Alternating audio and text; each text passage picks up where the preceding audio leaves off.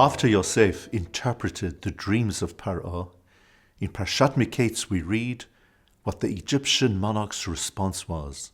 He said to Yosef, "Ata tiyeh al beiti." You will now be responsible for my household. Ve'al picha yishak kol ami. And according to the words of your mouth, my entire people shall be ruled. The term yishak, which we have just translated as being ruled, has a fascinating etymological derivation. Ibn Ezra gives two perushim, two possibilities. The first is that Yishak is connected to Neshek, the Hebrew for arms.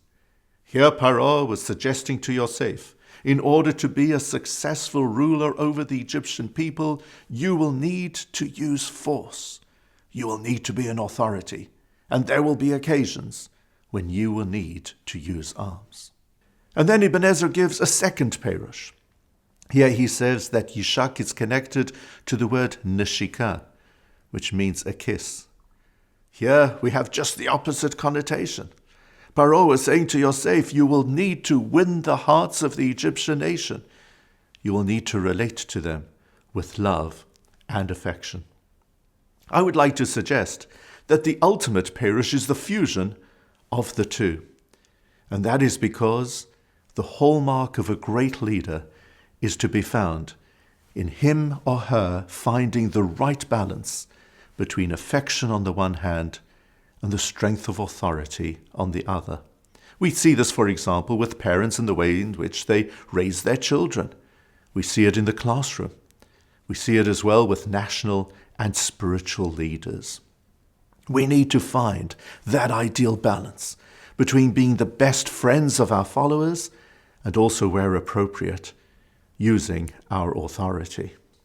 Sometimes, when one is facing a ruthless foe, there is, alas, no room for neshika, and neshek is the only response. That was deemed to be the appropriate response to the current crisis as determined by the British Parliament in a historic debate last week. Neshek was considered to be the ultimate answer in our times to ISIS. And as a result, our British forces are now back in action. Our additional sentence that we added to the prayer for the royal family is particularly apt at this time. May the Almighty bless Her Majesty's armed forces, and may we enjoy peace speedily in our time. Shabbat Shalom.